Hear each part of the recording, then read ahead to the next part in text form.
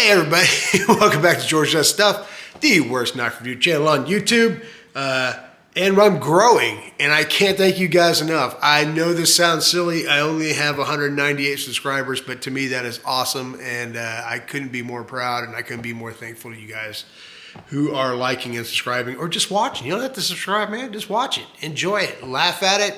Share it with your friends. Show them how you got some dumb guy doing stupid stuff on YouTube and he has knives involved. I don't know. Anyway, so today, whatever time it is when you're watching this, I have a knife review of a knife that I like a lot. It took me a very, very long time to pull the trigger on this knife. It's not a horribly expensive knife. I believe when I purchased this, I got it on sale.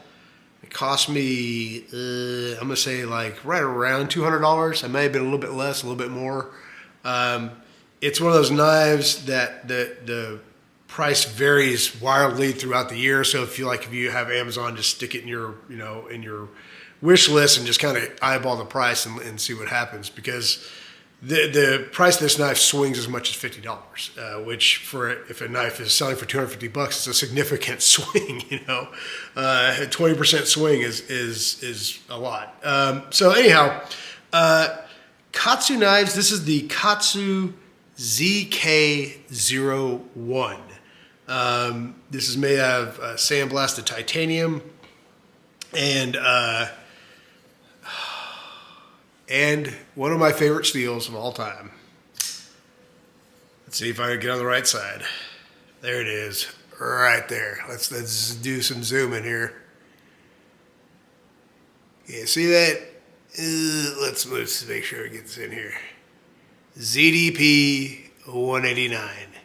It is a Japanese steel, high carbon, high hardness. One thing about this knife, and a lot of people say this is a poor man's Rockstead. This is an infinitely poor man's Rockstead. I don't have a Rockstead, but Rocksteads are legendary. Rocksteads, if you're not aware, is a Japanese knife company that uses quite a bit of ZDP 189 steel. And the thing about ZDP, much like 15V or Maximet, or Rex 121 or any of your super duper steels, is that this thing is able to get incredibly hard. And this ZDP, it actually comes with a card that tells you what the rating is on this one. It is not in the Rockwell measurement. It's another measurement. If I remember, I'll try to put the name of the other measurement in here. And then there's a formula that you use to kind of translate what that hardness is, how that translates to HRC. If I recall correctly, the HRC on this knife is 66, which, to give you an idea, they say that Magna Cut at its best for edge retention is around 62 to 63. And you remember that these hardnesses go up exponentially. So a 66, 67 Rockwell is incredibly hard. You're talking about, they say like with 15V, at the hardness that these things come in at, or actually not 15V, but with the Rex 121, that it's hard enough to cut glass. That's hard. That's very, very hard steel. With high hardness, usually there's two things that you give up. One is toughness. Generally, high hardness ZDP knives can be prone to chipping. I've seen several Rockstead videos where people have $700 to $3,000 Rocksteads that they put in a soft piece of wood and they wiggle it and it snaps the tip off. You got to be careful with high hardness knives, but these I don't believe are quite as hard as Rocksteads. The other thing about these is that they are laminate. So I'm going to try to zoom in here and hopefully you can see that little line right there. Little line right there.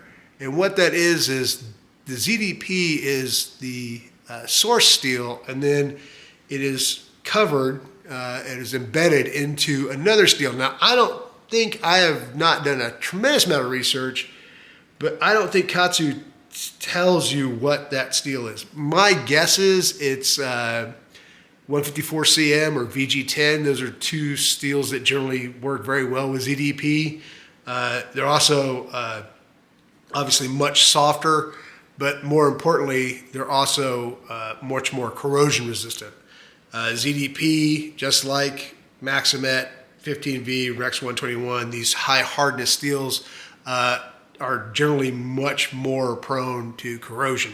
So it is important that you take care of ZDP, not to use it in salt water and things like that. And I mean, obviously, any steel, if you clean it up, you're not going to have any rust issues or any corrosion issues. But it's just something that people need to be aware of when they're using ZDP189. It is a great steel. I love it. The second sharpest knife that I own is a Spyderco Endura in ZDP189. That knife is blistering sharp, and this knife, while it's extremely sharp, I guess I'm getting a little into the weeds here, but I'll keep on going. Why not? This knife's incredibly sharp, and another thing that this knife shares with Rockstead is that it has a true convex edge on it. So as you guys may or may not know, at the end of my videos, I always like to take a piece of phone book paper and cut it. And this knife, due to that design, if you don't know what a convex edge is, it's kind of, let me see if I can do my fingers. It's kind of a rounded edge on either side, and then where the blade is right there. Where more traditional blades are V-shaped like that. It's just a tapers off to a true V. When you have a convex, you have this rounding, and as a result, it tends to be really good for cutting things that are very difficult to cut.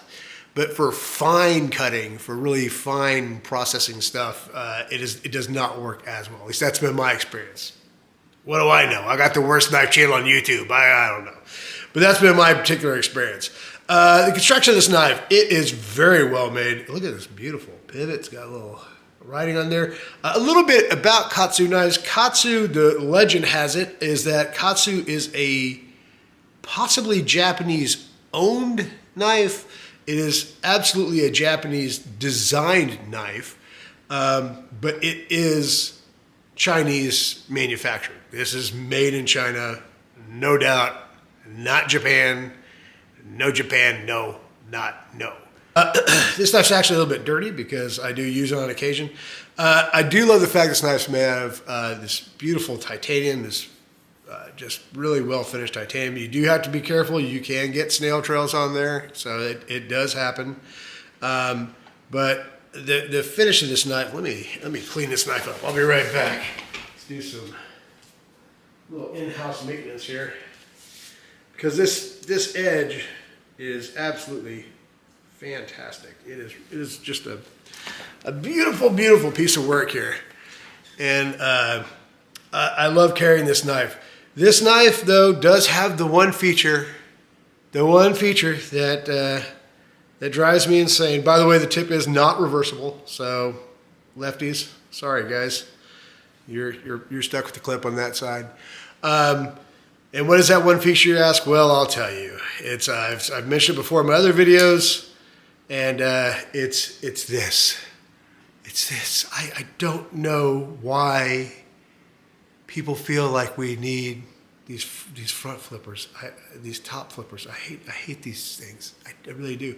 And this knife is so sleek and it's so slim when it's folded up that it's one of the few occasions where you have to have it. I mean, the aesthetic is wonderful with this knife. There's nothing else to get purchased on to open this. I mean, you can barely even open it. I can't even open it like that. You have to use the flipper to open it. So, but in my case, with the way my hands work, it's not a difficult knife to open, but it's a knife that it takes some real time to learn how to open it quickly. At least for me, it did. My fingers are relatively dexterous, but if you play around with it enough, it's not that tough. But the knife is very smooth. It is a very, very smooth knife. It's bordering on being a guillotine. Let's see if I can get this. Well, obviously, I can't hold it. I always do. But I mean, it's just, it is a really, really, it's very easy access to the frame lock. They have this nice milled out. This is it's milled out perfectly. It's very smooth. It functions very well. Lockup is relatively early in here, so this should have a very long life. It has a steel liner in there because you don't want titanium on steel. That's just a bad deal. Didn't know as a rapper, but apparently I am now. It does have the release cut on the outside. To me, I don't care. Some people care, some people don't.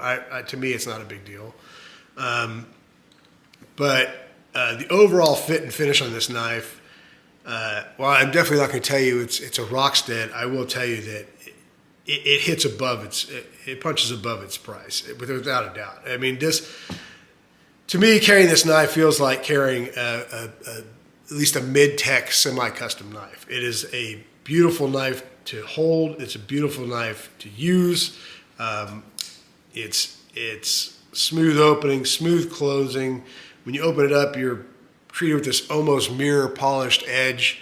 You got top-notch materials in this knife. I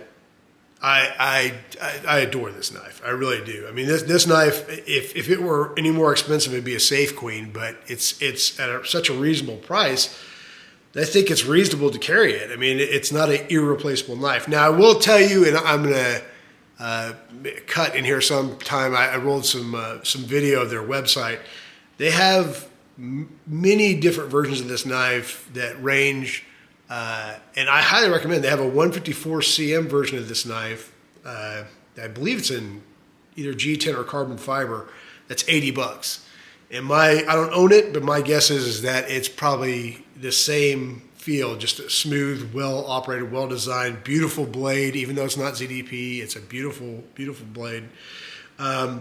They make a weird kind of a layered Damascus version of this with the ZDP. So obviously the ZDP is the same as this, but whatever materials they put over the ZDP, they kind of make a little Damascus out of it.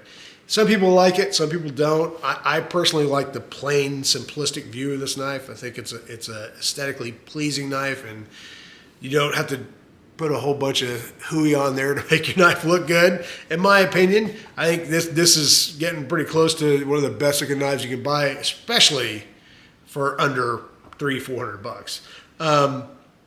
But they have knives that vary from $60-70 in this design all the way up to $500, where they use a bunch of different type of inlays, and I think they have some Damascus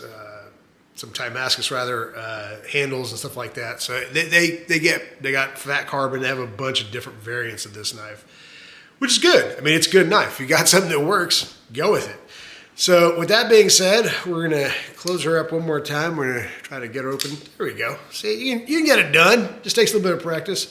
And I'll attempt to show you how it cuts. And again, because this is a compound ground blade, it might not be that impressive. But, you know what? Before I do that, let's do some size comparisons. So we'll keep her open. And here it is next to a pair of two. So you can see this is not a gigantic knife, but it's a good sized knife. I think it's a perfect EDC. There it is with the pair of three. I'll pretend like I know how to close the knife. Here it is with the X-Took, which is another knife that I like, another Chinese made knife. What else we got here? Here we have the Spyderco Native. And some surprise guest shots here. A little foreshadowing of some knives we'll have in the future on my show. The Benchmade, let's get this guy's in frame. Oh, I went the wrong way. And the Benchmade 940 Osborne. Kind of gives you an idea. And that's actually a really nice comparison because this is such a slim carrying knife.